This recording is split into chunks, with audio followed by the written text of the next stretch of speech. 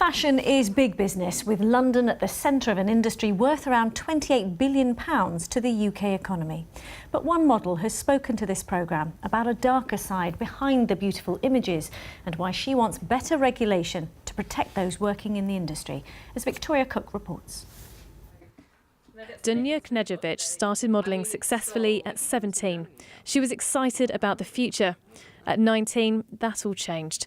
Dunya was raped by someone high up in the industry. Everybody told me to shut up about it. All the friends, fellow models, agencies, they didn't even want to look at me. They didn't want to acknowledge that that had happened, told me not to talk about it.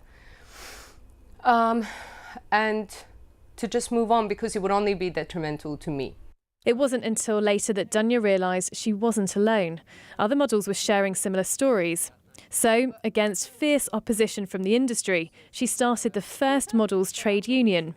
Everybody kept saying to me, and especially models, you should just leave. Why are you even sticking around? And I said, no, I love the fashion industry. I love fashion.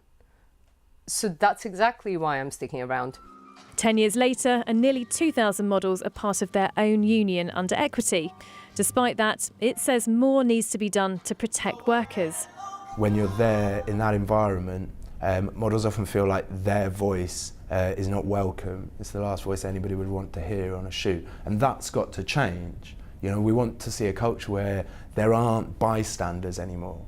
With recent allegations of sexual exploitation in the media, the industry is under a spotlight. Questions are being asked as to how safe models are when they're at work. Some high-profile modelling agencies in the capital have now signed up to a code of standards. I think it is difficult for a model to possibly sort of say no on a shoot. The model doesn't have to make a big scene. They tell us, and if we're not happy with the situation, we then deal with it. And if that client is trying to get them to do something without it having been approved by us, then they're the ones in the wrong. And if they say they're not going to work with that model again, well, maybe we don't want to work with them. Although some modelling agencies take this approach, there are plenty that don't, and the industry is largely unregulated. Anyone can set up their own modelling agency. So there's now calls for the government to step in and introduce stricter rules to ultimately keep models safe. Victoria Cook, BBC London News.